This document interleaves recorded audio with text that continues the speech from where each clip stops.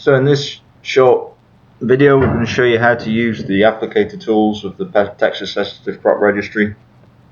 Here's the home page, and by now you should have registered, and if you're logged on, you'll see your username here, and you can manage your account settings. Every time you come back to the site, you should be automatically logged on for your convenience. And once you're logged on, you can hit the applicator menu tab, which will take you to this page here. Now on this page here, I've already got some application areas set up. So I've got one called Area B and one called the golf course. If I zoom into the golf course, then these are pretend application areas.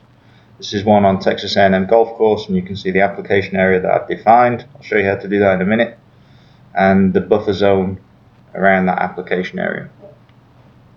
I can also see on the map a couple of sensitive crops close to that application areas, and it's going to show me, when this button checked here, it's going to show me crops that fall within the notification zone that you set here. So let's have a look at how you set a notification zone. At the moment it's set to notify me of crops or show me crops that are 100 miles away from any of my application areas. I could change that to show me crops that are anywhere in the state or that are within specific counties. So for example, if I wanted to choose Brazos, I would just left click on Brazos there, and if I wanted to choose multiple counties, I can do that too by holding down the control key and clicking. So you can save those changes. It will update the preferences, and I've only got two crops in the two application areas set up and two crops in the registry, so you're not going to see much change in the view right now. But for now, what I'm going to do, you can see here it saved those counties.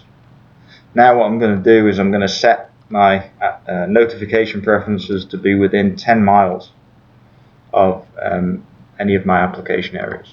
Save that, and now you'll see that this view has changed on the right.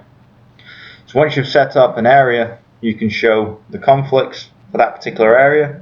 Area B is over here, and we can't see any sensitive crops immediately around it, and if I press show conflicts, then it says there's no conflicts to report. In other words, no crops are falling within that notification zone. However, if I go to golf course application and press show conflicts, it's saying that there's two crops within that vicinity that you specify. There's a few controls here for showing different things on the maps. You can view all crops in the database if you want to. But for now, what I'm going to do is just show you now how to add a new area. We can have as many of these areas set up as you like, and they'll all be on different pages. So regular areas that you use over and over again, you can set those up, and they'll be part of the alerts that you get. So I'm going to add a new area. I'm going to quickly zoom to Brazos Valley, to Brazos County, and I'm going to set an area, another pretend area out here somewhere. Obviously it doesn't matter too much because it's all pretend, and I'm going to press the click here to start drawing link, and then I'm just going to put a left mouse click on every corner of a potential application area.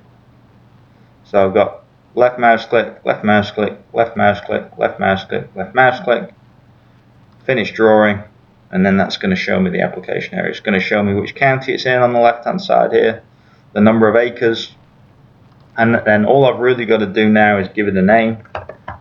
I'm going to call it Area C. I could enter a pesticide name if I wanted and some comments and descriptions, but for now I'm just going to submit.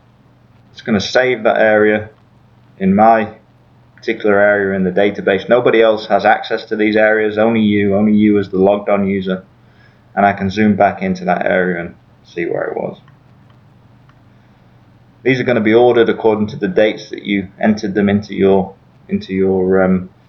settings, and again I can show conflicts according to those notification preferences for that area. it says no conflicts to report, because I'm only asking for crops within 10 miles. But if I change that to 100 miles and show conflicts, then you can see that those two crops both fall within 100 miles of Area C. And that's all there is really to it. How you manage these, if you want to go into them and delete them and remove them so that you're not notified if new crops fall within those zones, that's fine. If you want to just keep a whole list of areas that you regularly treat, then that's fine too. And then finally, your notification. So the idea is those notification preferences are going to drive emails that's sent to you whenever new crops, whenever a grower adds a new crop to the database. So you can come back to the site regularly and view potential conflicts based upon the existing database, but whenever a new crop is entered into the database and it falls within your notification preferences, you'll get an email, and this is what the email is going to look like. It says, "Dear Andrew Burt, 2 new crops are added to the Texas Sensitive Crop Registry today." It's going to show us what your notification preferences are, and then it's going to tell you how many crops were detected, and it's going to redirect you back to the site. Now bear in mind, it's going to show you how many crops were detected when that when our program was run, and between when you revisit the site and this email, some of those crops may have been removed, or there may be some changes to the database. So what we're asking you to do is regularly come back, visit the database, generate those real-time reports so you can manage your application areas.